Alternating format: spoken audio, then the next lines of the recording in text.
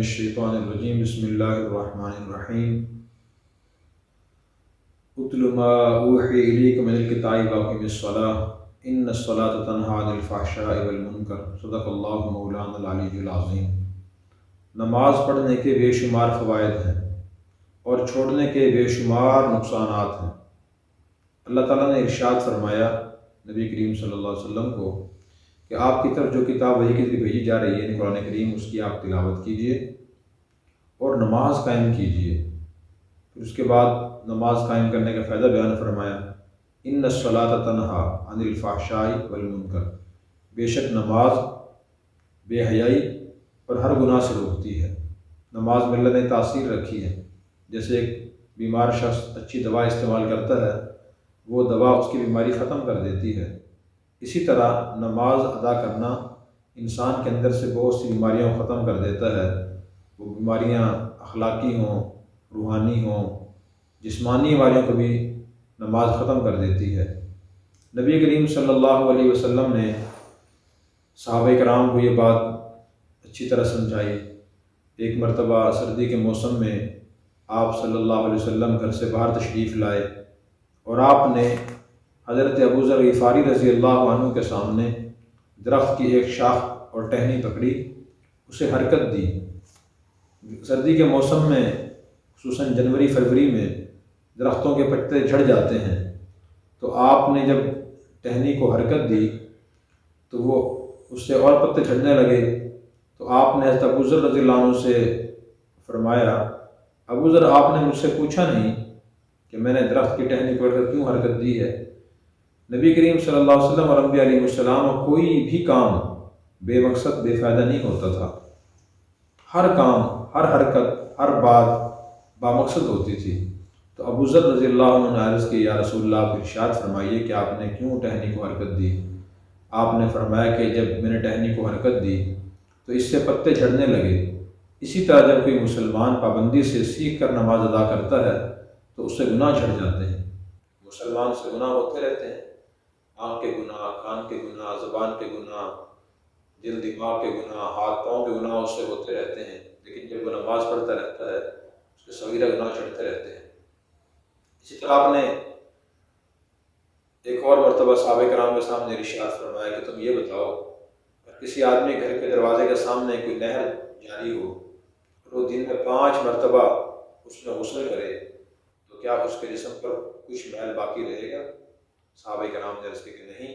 تو آپ نے ارشاد فرمایا، اسی طرح جب کوئی مسلمان صحیح طریقے سے نماز ادا کرتا ہے اس کے جسم پر گناہ باقی نہیں رہتا، اس سے گناہ چھڑ جاتے ہیں۔ صحابہ کرام نے، ایک صحابی نے حضور سے سوال کیا کہ یا رسول اللہ، ایک شخص ایسا ہے رات کو نماز پڑھتا ہے، دن کو چوری کرتا ہے، تو کیا اس کا یہ عمل درست ہے یا غلط ہے؟ معلوم نہیں پوچھنے والے نے کس نیت سے پوچھا ہوگا، جیسے بعض لوگ آج بھی کہہ دیتے ہیں کہ یہ ایک آدمی فلاں گناہ بھی کرتا ہے اور نماز بھی پڑھتا ہے، ایسی نماز ہے کیا فائدہ؟ شاید پوچھنے والے کا یہی مقصد ہو۔ تو آپ نے ارشاد فرمایا کہ ان قریب اس کو نماز چوری سے روک دے گی۔ چنانچہ کچھ عرصے کے بعد معلوم ہوا کہ اس شخص نے چوری کرنا چھوڑ دی ہے اور وہ نماز نے اسے چھڑائی۔ اس سے معلوم ہوا کہ جس شخص کی زندگی میں گناہ ہوں، برائیاں ہوں، وہ جرائم پیشہ ہو، تو اسے نماز کی طرف متوجہ کرنا چاہیے۔ اس آیت کی روشنی میں اور حدیث کی روشنی میں معلوم ہوتا ہے کہ نماز اس سے بے حیائی اور برائی کام چھڑا دے گی۔ تو یہ صحیح طریقہ ہے۔ غلط طریقہ یہ ہے کہ کسی آدمی کی نیکی پر تنقید کی جائے اس کو برائی کو دیکھ کر، اور اتنی تنقید کی جائے کہ وہ معاذ نیکی چھوڑ دے، تو یہ غلط طریقہ ہے۔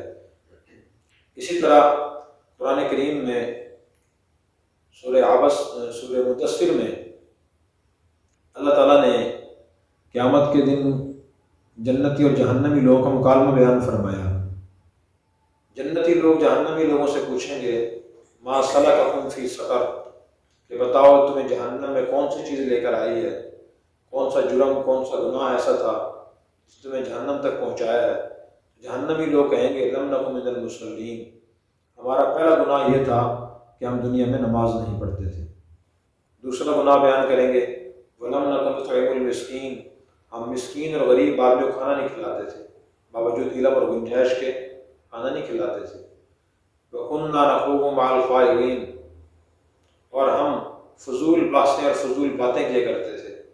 وَكُنَّا نُكَذِّبُ بِيَوْمِ الدِّينِ، اور ہم بدلے کے دن یعنی قیامت کے دن کا انکار کرتے تھے، جھٹلاتے تھے قیامت نہیں آئے گی. تو یہ گناہ ہمیں جہنم میں لے کر آئے ہیں. نبی کریم صلی اللہ علیہ وسلم نے ارشاد فرمایا کہ جو شخص دنیا میں نماز نہیں پڑھتا، جو مسلمان، قیامت کے دن اس کا حشر فرعون، قارون، حامان اور ابی بن خلف کے ساتھ ہوگا. یہ سب بڑے بڑے کافر تھے، ان کے ساتھ اس کا حشر ہوگا، وہ ان کے ساتھ کھڑا ہوگا. استغفر اللہ، اتنی بڑی وعید ہے کہ دنیا میں ایک آدمی زندگی مسلمانوں کے درمیان گزارے، مسلمان مشہور ہو لیکن نماز نہ پڑھتا ہو، قیامت کے ان کافروں کے ساتھ کھڑا ہو. کتنی شرم آئے گی، کتنی پریشانی ہو، کتنی ندامت ہوگی.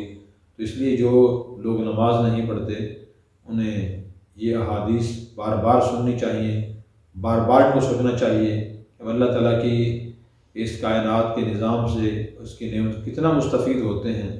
سورج سے حرارت و روشنی حاصل کرتے ہیں، اللہ کی زمین پر رہتے ہیں، اللہ کا پیدا کیے ہوئے رزق استعمال کرتے ہیں، اللہ کا پانی پیتے ہیں، اللہ کے دیے ہوئے زندگی سے مستفید ہو رہے ہیں، اللہ کے دیے ہوئے اعضاء اور جسم سے ہم فائدہ حاصل کر رہے ہیں. لیکن ہم اس کی سب سے اہم عبادت نماز ہے وہ ادا نہیں کرتے، تو کتنی بڑی نافرمانی ہم کر رہے ہیں. اللہ تبارک و تعالی ہمیں پابندی اور اخلاص سے نیت سے سیکھ کر نماز پڑھنے کی توفیق عطا فرمائے. Subscribe now and press the bell icon. Never miss an update.